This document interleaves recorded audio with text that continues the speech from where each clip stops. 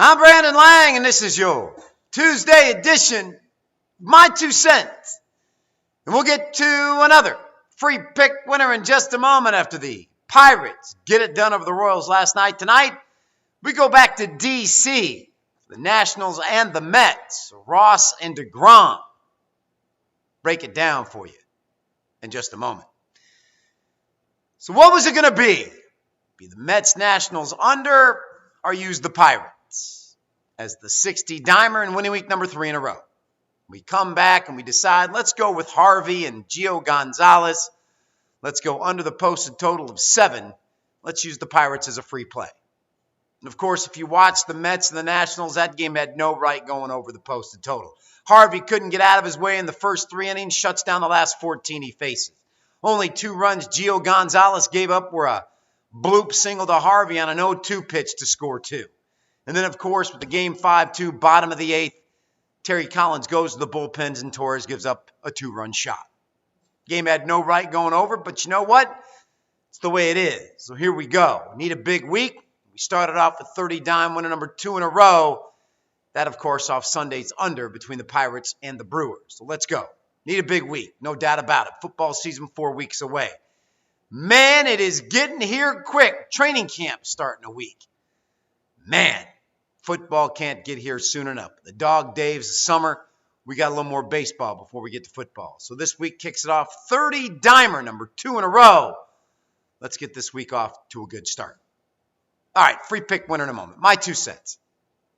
Absolutely heartbroken that Jordan Spieth couldn't pull off the British Open. If you watch the coverage, he drains the 40-footer on 16 to tie for the lead at 15 under. He's got 72 yards on 17 to get up and down, a little aggressive with his wedge, just went about 5 feet by, and he missed the comebacker for par. Needing to birdie 18, he pulls his driveway left. He's in between clubs. He hits the wrong club, spins it back off the green, and can't make the birdie putt to get in the playoff. But here's what's so great about Jordan Spieth. Here's what separates Jordan Spieth from Tiger Woods. Perfect example. See, if that had been Tiger Woods going for the 3rd leg of the Grand Slam, and Tiger missed the playoff by 1, Tiger meets the press for about 2 minutes, hops in his car, goes to the airport, hops on his private jet, and gets back to the States as soon as possible. Because at the end of the day, Tiger Woods only cares about Tiger Woods.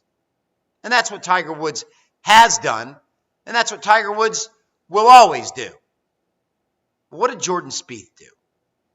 Jordan Spieth, off arguably the most heartbreaking loss of his entire PGA Tour career, based on the history that was afforded to him, that was within his grasp, to win the first 3, to be so close, to be shattered, to be heartbroken, it all.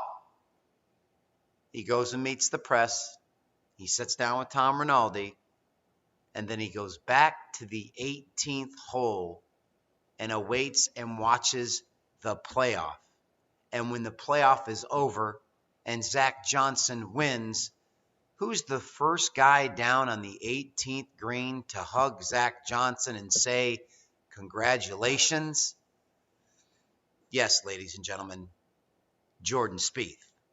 In his press conference afterwards, Zach Johnson says, I can't imagine being in the position that Jordan Spieth was. And then he paused, and he looked in the camera, and he said, but let me tell you something right now. As good as Jordan Spieth is the golfer, he's even that much a better person. And ladies and gentlemen, if you're not a Jordan Spieth fan, become one. Because it is my hope that when it's all said and done, Jordan Spieth surpasses Tiger Woods' 14 majors, and Jordan Spieth make people forget about Tiger Woods. Because in a character fight, Jordan Spieth knocks Tiger Woods out with 10 seconds to go in the first round. All right, free pick winner. Let's come right back down Main Street with under the posted total between the Mets and Nationals. Hey, I tell you what, last night's game, there's no way it should have went under the posted over the posted total. That game was a dead nuts under. Now you got DeGrom rolling in here, who was absolutely flawless in the All-Star game. He was flawless in his last start before the All-Star game. He is the bona fide ace of this staff. As for Ross, the rookie, lost his major league debut against the Cubs. Since then, 2 runs over 8 innings against the Pittsburgh Pirates, got the 4-1 win against them. Actually beat the Brewers with 2 runs over 8 innings, and then he beat the Pirates 4-1. 17 innings, 3 earned runs. I don't see the Mets offensively being able to challenge this kid. His stuff's that good.